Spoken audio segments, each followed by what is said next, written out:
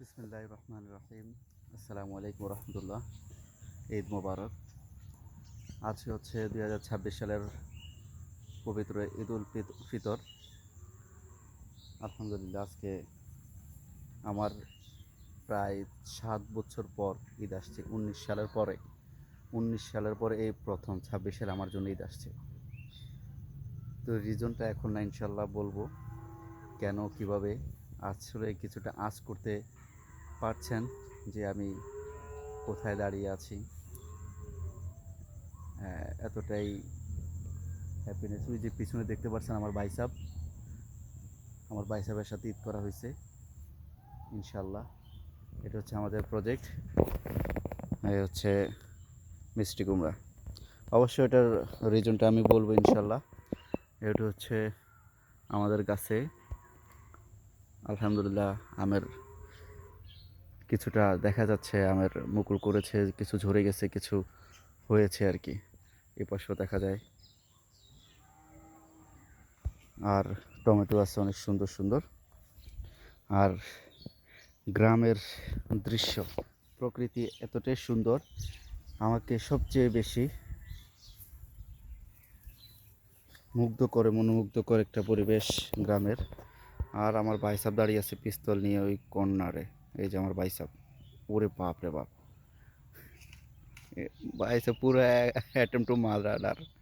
ভাইসাব always ready pistol নিয়ে। এখন লোক পিস্তল নিয়ে ঘুরে অলওয়েজ আমার পাশে। আপনারা বি কেয়ারফুল। লাইসেন্স আছে পিস্তলের? আচ্ছা, লাইসেন্স আছে, লাইসেন্সকৃত পিস্তল। আর এখানে হচ্ছে টমেটো। এগুলা আমার আব্বু ভাই সবাই মিলে অক্লান্ত পরিশ্রম করে এই ফসলগুলা উৎপাদন করেছে। দেখতে পাচ্ছেন ঢেঁড়স গাছ, ওহ মাই ফেভারিট, বোমা মরিচ গাছ, সে সুন্দর। এটা হচ্ছে মেবি বরবটি গাছ। আর আরও দেখতে পাচ্ছেন এটা হচ্ছে শসা। এটা হচ্ছে শসা গাছ, অনেক সুন্দর। চাচা, রনি চাচা, এই ভিডিওর মাধ্যমে আপনাকে অসংখ্য ধন্যবাদ জানাতে চাচ্ছি।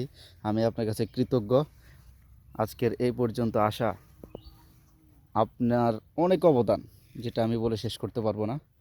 এই রেকর্ডটা থেকে যাবে ইনশাল্লাহ। আপনি কখনো যদি প্রয়োজন হয় ডাক দিবেন, ইনশাল্লাহ আপনার জন্য আমি আছি। এই বিলটাই আমাদের খেলার মাঠ ছিল। যখন এই ধানগুলো উঠে যায় তখন আমাদের খেলার জন্য প্রযোজ্য হয়ে যায়। আমরা এখানে ক্রিকেট, ফুটবল, তারপরে হচ্ছে এটা কি বলে, গোলা শুট, তারপরে হচ্ছে এই দৌড়াদৌড়ি, যত খেলাধুলা আছে বিলের সব খেলাধুলা আমরা করি। আমার ভাইসাবেরা তো হচ্ছে এই খেলাধুলা আর পায় না, কারণ হচ্ছে তারা মোবাইল নিয়ে ব্যস্ত থাকে। এই আমরা তো একটা সময় মোবাইল ছিল না হাতে, সব সময় এই খেলা নিয়ে ব্যস্ত থাকতাম। যাই হোক, তাদের জন্য দুঃখ প্রকাশ করছি, শোক প্রকাশ করছি। যারা ঈদের জন্য ঈদ কাটাবেন পরিবারের সাথে, এই উদ্দেশ্যে রওনা দিয়ে পরিবারের কাছে সুস্থভাবে পৌঁছাতে পারেন নাই, আল্লাহ তাআলা তাদেরকে শহীদ হিসেবে কবুল করুক। তাদের জন্য শোক জ্ঞাপন করতেছি। আল্লাহ তাআলা তাদের পরিবারকে শোক মেনে নেওয়ার, সয়ে যাওয়ার, সওয়ার তৌফিক দান করুক, ধৈর্য ধারণ করার তৌফিক দান করুক। এবং যারা শহীদ হয়েছেন তাদেরকে আল্লাহ তাআলা যেন শহীদ হিসেবে কবুল করেন, তাদেরকে জান্নাতের উচ্চ মাকাম দান করেন। এবং এটাই তাদের জন্য আল্লাহ তাআলার কাছে প্রার্থনা করছি। এবং যারা সুস্থভাবে পরিবারের সাথে ঈদ করতে পেরেছেন, তারা অবশ্যই আল্লাহ তাআলার শুকরিয়া আদায় করবেন। আলহামদুলিল্লাহ, আমিও পেরেছি, ওই জন্য বললাম আমার 19 সালের পরে 26 সালে প্রথম ঈদ আসছে।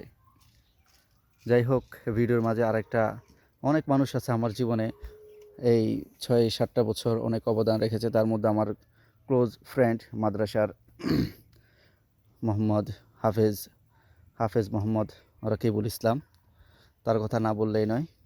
সেও আমার জীবনে অবদান রেখেছেন অনেক। এই